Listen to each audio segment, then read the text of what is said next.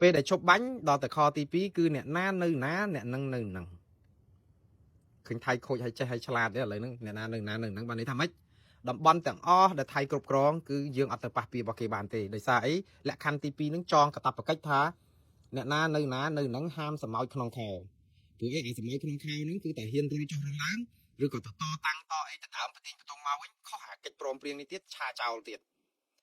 អញ្ចឹងបានន័យថាយើងចាញ់ព្រៀបថៃទាំងស្រុងនៅក្នុងនៃចំណុចទី2នេះគឺដោយសារអីដោយថៃគេមានព្រៀបវាយយកទីតាំងរបស់យើងបានហើយគឺគេឈរជើងនៅនឹងហើយថៃខូចកន្លែងនេះមួយទៀត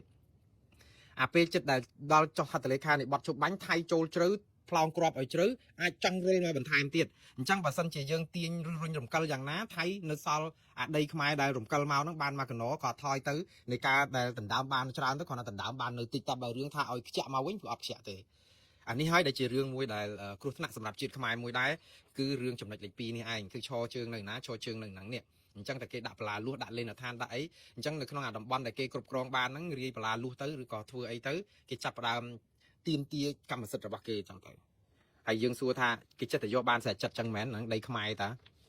ប៉ុន្តែនៅក្នុងកិច្ចព្រមព្រៀងនេះគឺចែងថាអ្នកណានៅណានៅហ្នឹងអត់អាចទៅលូកលាន់ឬក៏ទៅវាយលុកចូលទៅដណ្ដើមអីបានទៀតទេព្រោះតែផ្ទុះអាវុធទៀតគឺឆាចោលអាហ្នឹងយើងនឹងមានសង្គ្រាមទៀតហើយទី3ភាគីទាំងពីរឯកភាពគ្នាថារាល់ការព្រមព្រៀងក្រោមសេចក្តីប្រកាសរួមនេះមិនត្រូវធ្វើឲ្យប៉ះពាល់ដល់ការដែលខណ្ឌសីមាព្រំដែននិងព្រំដែនអន្តរជាតិរវាងប្រទេសទាំងពីរនោះទេចំណុចទី3មានភាពល្អប្រសើរបន្តិចក៏ប៉ុន្តែវាហាក់បីដូចជាខ្ទាស់គ្នាជាមួយនឹងចំណុចទី2ព្រោះអីចំណុចទី2ថាអ្នកណានៅណាអ្នកណានៅណានៅណានៅកន្លែងហ្នឹងឥឡូវហ្នឹងម៉ោងហ្នឹងកលៈទេសៈហ្នឹងចាប់ពីមានបត់ជប់បាញ់ទៅអត់មានរើរុះទៅណាទៀតទេដកក៏មិនដករុលក៏មិនមុខក៏មិនរុលថែមបន្ថែមកម្លាំងក៏មិនធ្វើគឺធ្វើមិនគឺរក្សាស្ថានភាពដើមនេះនៅនឹងសិនរក្សាស្ថានភាពបច្ចុប្បន្ននេះដល់ទៅពេលចំណុចទី3ប្រាប់ថាក្នុងកលៈទេសៈហ្នឹងក៏ដោយគឺមិនប៉ះពាល់ដល់ការវាស់ព្រំដែនព្រំសីមាទេអញ្ចឹងបានន័យថាម៉េច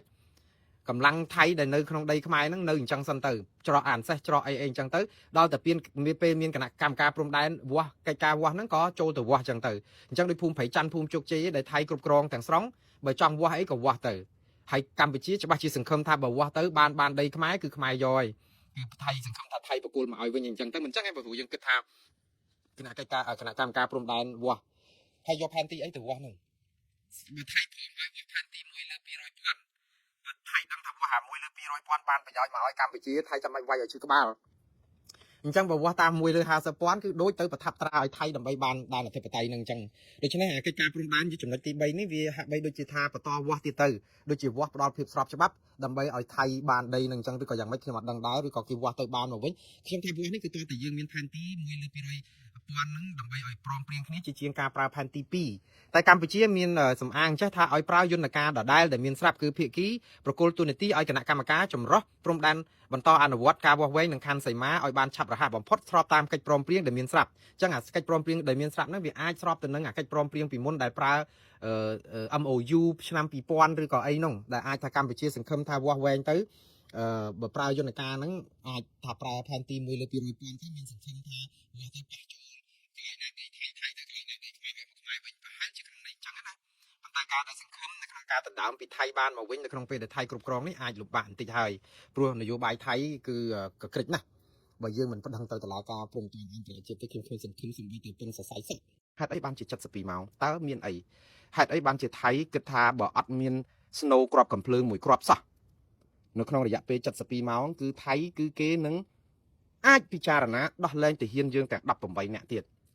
ស្ដាប់ទៅដូចជាធូរចិត្តដែរបងប្អូន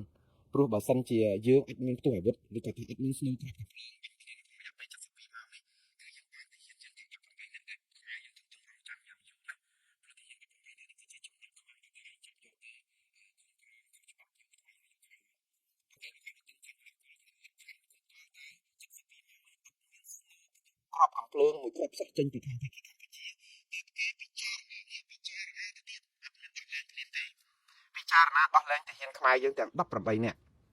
ខ្ញុំជឿថានេះអាចជាលក្ខខណ្ឌកម្ពុជាទៀមទាដែរព្រោះអីយើងកម្ពុជាក៏ទៀមទាឲ្យទាហានយើងនឹងថៃដោះលែងមកវិញខ្ញុំជឿថាមិនមែនតេថៃដោះលែងទេអញ្ចឹងអាចយើងអាចមានកម្រិតមួយបើទោះខាងកម្ពុជាមិននិយាយអីសោះការសន្និដ្ឋានរបស់ខ្ញុំជឿថាក្រម គណៈប្រតិភូកម្ពុជាច្បាស់ជាតតាំងលើកសំណើសូមឲ្យថៃដោះលែងទាហានខ្មែរ18នាក់សិនដែរហើយ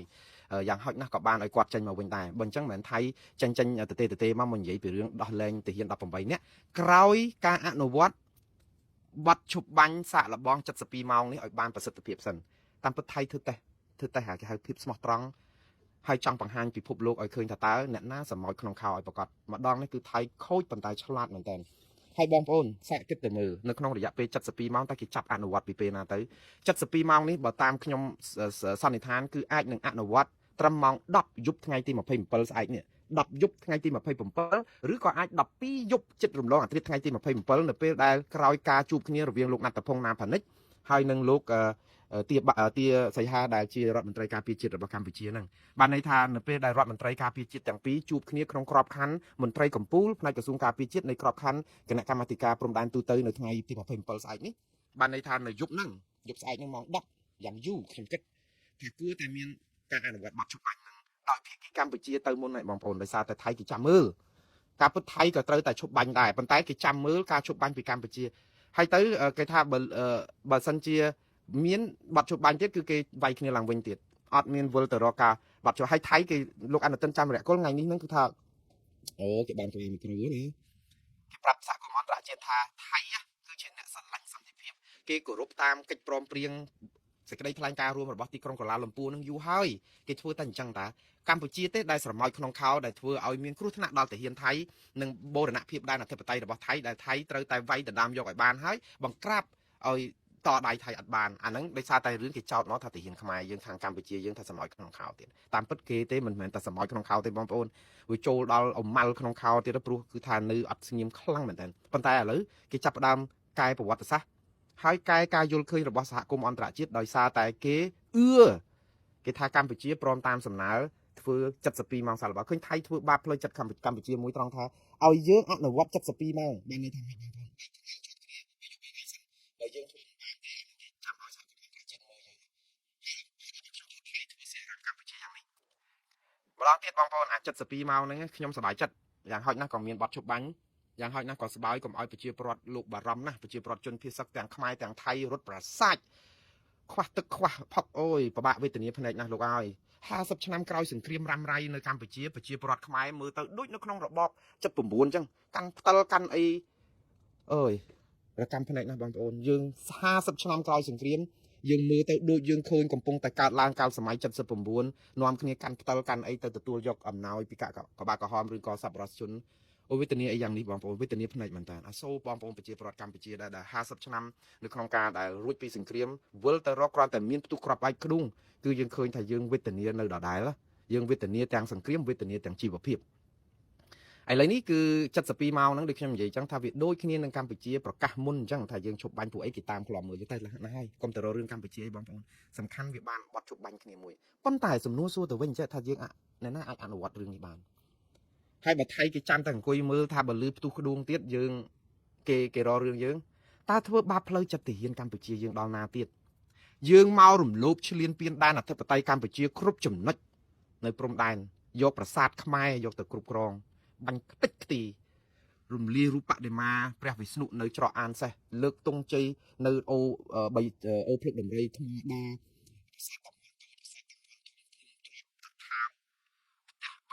កន្លែងផ្សេងទៀតដែលខ្ញុំរៀបរាប់មិនអស់ទេវាច្រើនណាស់ឥឡូវនេះភូមិព្រៃច័ន្ទនិងភូមិជោគជ័យបងប្អូនប្រជាពលរដ្ឋខ្លោចផ្សាររត់ចោលផ្ទះសម្បែងអស់ថ្ងៃនេះរត់ក្រោះថៃចូលទៅបុកបាញ់រះចូលក្នុងភូមិប្រជាពលរដ្ឋធ្វើដូចសមរភូមិ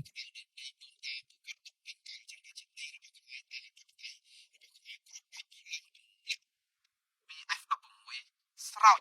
យើងដំបងឃើញថៃបញ្ចេញយន្តហោះតេហាសំទោសតេ50តេហារបស់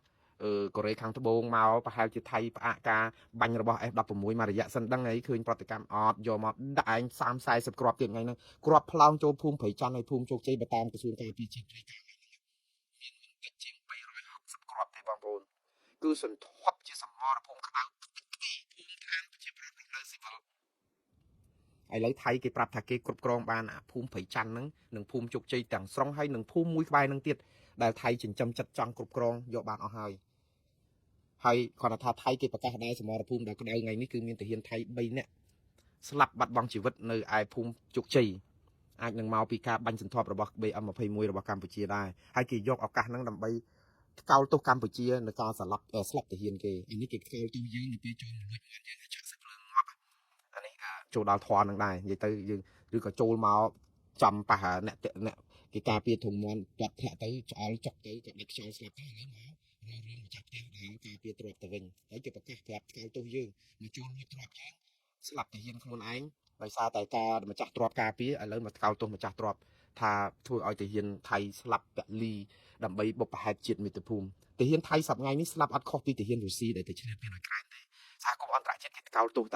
ថាអ្នកទៅបំពេញឈ្លានពានគេពិភពលោកគេមិនចង់ឲ្យមានការស្លាប់ទេប៉ុន្តែគេថាធ្វើមិនហេតុអីបានជាអ្នកឯងចូលទៅឈ្លានពានទឹកដីរបស់គេសំតែនឹងស្លាប់អីចឹងទៅវាសោកស្ដាយបងប្អូនខ្ញុំក៏ចូលរួមរំលែកទុក្ខ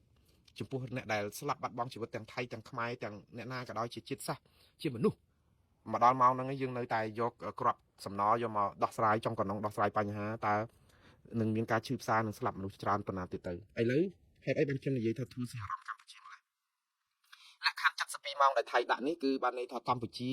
បើតាមអ្វីដែលថៃប្រាប់ថាព្រមព្រៀងហើយនៅតែរដ្ឋមន្ត្រីក្រសួងការពារជាតិកម្ពុជាលោកទាសីហានិងលោកណន្តភុងចុះហត្ថលេខាចេញជាសេចក្តីថ្លែងការណ៍រួមនៅថ្ងៃស្អែកនឹងតែប៉ុណ្្នឹងទេអញ្ចឹងយើងចាំមើលថាតើសេចក្តីថ្លែងការណ៍រួមក្រៅតែពី72ម៉ោងហ្នឹងមានចងលក្ខខណ្ឌអីផ្សេងទៀតទេហើយយ៉ាងម៉េចអីទៀតហើយតើនឹងវិលទៅរកការជប់បាញ់គ្នាជាអចិន្ត្រៃយ៍ពេលណាហើយនឹងអាចទៅរួចទេបងប្អូនខ្ញុំថាស៊ីអារម្មណ៍ហ្នឹងអញ្ចឹង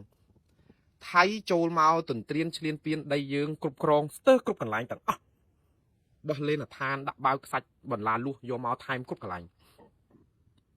ហួយទៅប្រាប់ខ្មែរយើងថាណែតាហ៊ានបាញ់តដៃតាមអក្របចាប់ពីថ្ងៃស្អែកទៅនេះថ្ងៃ27ខែធ្នូនេះទៅឧទាហរណ៍ខ្ញុំអត់ទាន់ដឹងម៉ោងទេប៉ុន្តែខ្ញុំសន្និដ្ឋានថាអាចម៉ោង10ឬក៏ម៉ោង12កណ្ដាលអាទិត្យថ្ងៃទី27ហ្នឹងបើមានផ្ទុះគ្រាប់អីទៀតគឺថៃគឺគេនឹងវាយសន្ធាប់កាន់តែថែមយកកាន់តែច្រើនទៀតហើយអត់ចប់ទេសង្គ្រាមហ្នឹងទម្លាក់គ្រាប់អីទៀតចឹងតើអយុធធម៌ប៉ុណ្ណានៅពេលដែលយើងវាយគ្នាដេកដួលដុតផ្ទះគ្នាឆោះអស់នេះរះព្រាត់ប្រាស់យកដីយកធ្លីខ្ទប់មាត់គ្នាអត់ឲ្យតដៃរំលោភគ្នាទាំងកំរោលទប់មាត់គ្នាមិនឲ្យតដៃមិនឲ្យរីកាមិនឲ្យប្រឹងមិនឲ្យធ្វើតែបេះដូងទាហានថៃឬក៏មន្ត្រីនយោបាយថៃនឹងសាងពីអីឲ្យប្រកាសតើយើងដាក់ឲ្យកម្ពុជានៅស្ថិតនៅក្នុងស្ថានភាពបាក់មុខអីក៏សម្បើម្លេះ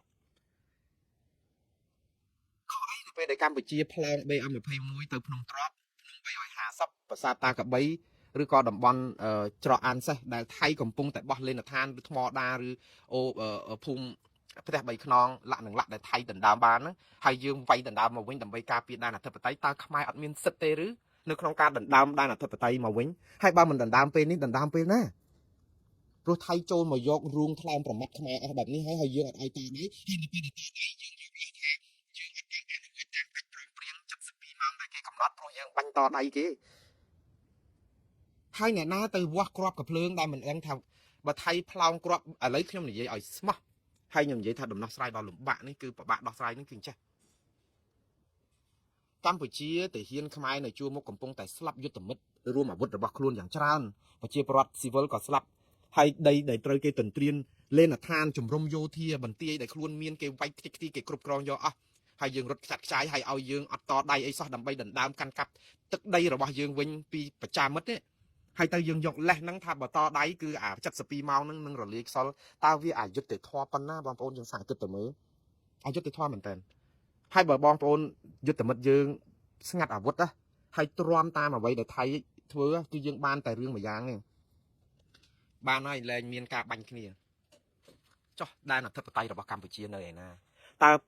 ទាហានដែលខំពាក់លីហ្នឹងនឹងត្រូវគេថ្កោលទោសប៉ុណ្ណាទៅអ្នកដែលនៅសេសសល់ហ្នឹងថាយើងបណ្ដោយឲ្យថៃឈ្លានពានដែនអធិបតេយ្យរបស់យើងហើយយើងមិនអាចទាំងវាយបាញ់តដៃគេផងហើយគេចាប់ដើមគ្រប់គ្រងនៅពេលដែលមានបទឈប់បាញ់ចុះជាធរមានទៀត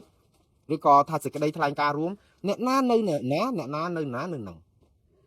អ្នកណានៅណានៅហ្នឹងគឺឃើញថៃចាប់ដើមខ្ទប់ដង្ហើមយើងថាអាចុងក្រោយហ្នឹងគឺគេទុកពេលឲ្យយើងអត់បាញ់ព្រោះគេឈរជើងយើងអាចទៅដើមគេឲ្យបានទៀតទេព្រោះម៉ោងនេះតែយើងទៅដើមគេគឺគេចោទថាយើងសម្អល់ក្នុងខោហើយសហគមន៍អន្តរជាតិនឹងអយុត្តិធម៌សម្រាប់ខ្មែរមួយអង្គុយចាំមើលថាចាំមើលណាសម្អល់ក្នុងខោឲ្យប្រកាសចង់បានសន្តិភាពឬក៏ចង់បានអីបងប្អូនវាជាប៉មនឹងក្រូចខ្ញុំនិយាយថាប៉មនឹងក្រូចហ្នឹងកម្ពុជាពិតជាចង់បានសន្តិភាពបាត់ឈប់បាញ់មែនហើយ ប៉ុន្តែវាអត់អាចលាយគ្នានៅក្នុងការដែលឈប់បាញ់ហើយអត់អាចតដៃថៃដើម្បីដណ្ដើមអាដីយើងដែលគេឈ្លានពានទន្ទ្រានយកនេះហើយអត់ឲ្យតដៃសោះហើយដល់ពេលតដៃបែរទៅគេបិទមាត់តទៅទៀតតើសហគមន៍អន្តរជាតិលេបចូលដែរទេហើយតើរដ្ឋាភិបាលកម្ពុជាមានមុខអីទៅបកស្រាយសម្រាប់ប្រជាពលរដ្ឋខ្មែរជាង17លាននាក់អំពីថាយើងអត់មានជំរឿសអីក្រៅពីមិនអាចតដៃគេទេព្រោះតែតដៃគេវាយថែមអញ្ចឹងអ្វីដែលគេគ្រប់គ្រងឲ្យគេទៅខ្ញុំមិននិយាយថាយើងឲ្យគេទៅទេណាប៉ុន្តែលក្ខខណ្ឌនេះគឺយើងអាចតតាំងអីគេបានផងហ្នឹងអញ្ចឹងបានន័យថាគេបោះលេនឋានគេជីកលេនឋានអស់គឺចប់ហើយហើយយើងច្បាស់ជាត្រូវរឿងនេះគឺជារឿងមួយអកុសលមែនតើបងប្អូនចឹងបានខ្ញុំបាននិយាយពីដើមមកថាពេលដែលមានអ្នកនយោបាយស្មោកគ្រោកគឺអង្គើអយុធធម៌នឹងកើតឡើងយ៉ាងពេញទំហឹងហើយនៅពេលដែលអង្គើអយុធធម៌នឹងកើតឡើងគឺវាអត់មានទេសុខសន្តិភាពអត់មានទាំងផ្លូវកាយអត់មានទាំងផ្លូវចិត្ត